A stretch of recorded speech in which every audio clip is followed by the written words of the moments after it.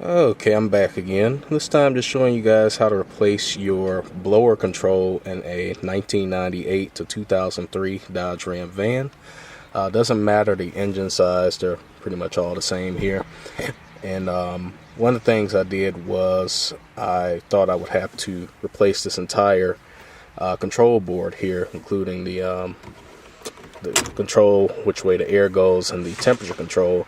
But watching a few videos on some other types of cars, I found out that each one of these individual switches can be removed and replaced, and it can make it a $30 repair versus a $200 repair. So that's pretty much what I did. I already pulled out the broken part.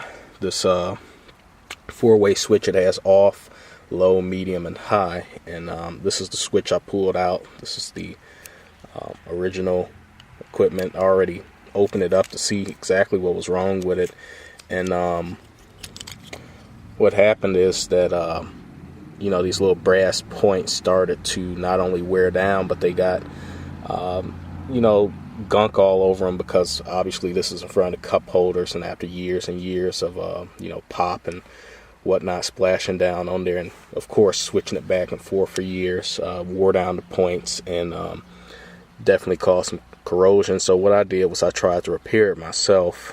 Went ahead and sanded down this little part here, and couldn't really get anything to sand down those points down there, so I used a screwdriver. And this thing has a bunch of little parts in it. It has a bearing, a little ball bearing, and I ended up losing that within a few minutes. And then I also compressed the spring, and I couldn't get it to reset. So what I went ahead and did was went up to AutoZone and got this part. Here's the part number. This is the fan switch.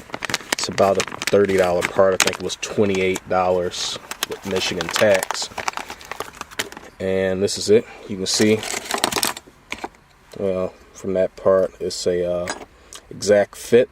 This one looks like it's made out of aluminum or steel or something like that, and that one's brass, but obviously the inside of it is still going to be brass.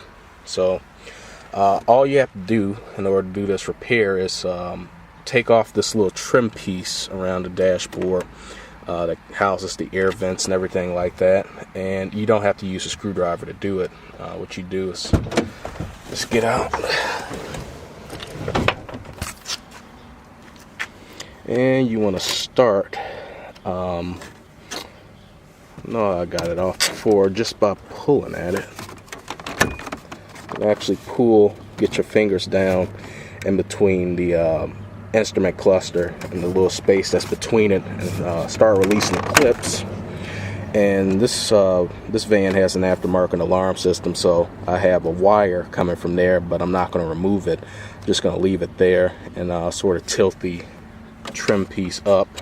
But one thing also, you want to tilt the steering wheel completely down, have a tiltable steering wheel, and just follow your way around, pulling various different clips out.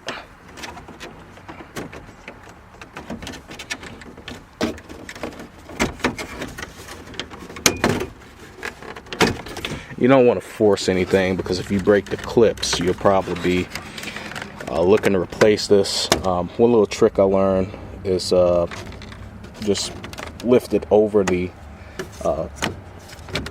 light switch, or else you'll end up breaking it, and sort of pull it forward.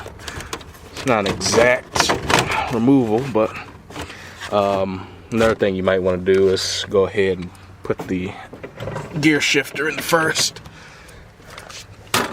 I'm going to go ahead and do, because it's kind of in the way. And I made sure to set the emergency brake for that.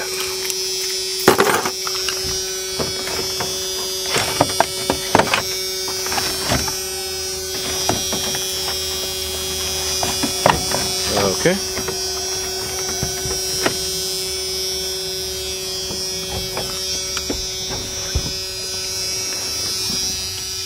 You can see how junky this thing is. Alright. So I got the replacement part here. access to everything. Just takes 3 screws to remove this little panel here.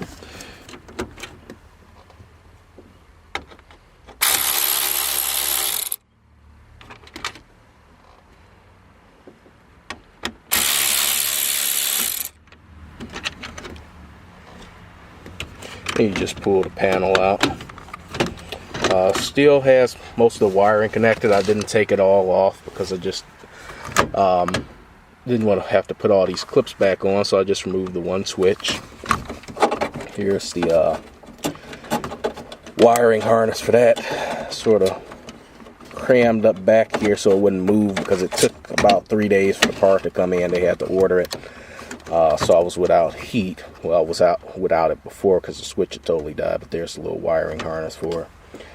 And you get the new replacement switch. You want to put it with this side up. This is where you put the little screw back in to hold it in place. And let's see, I just slip it.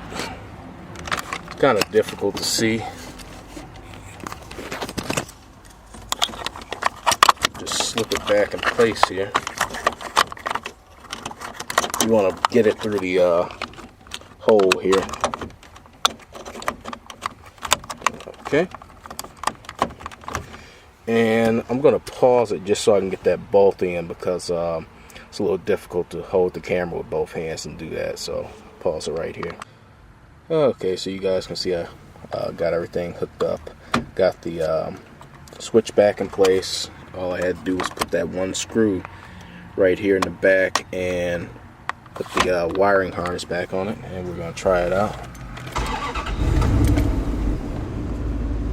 And that's normal.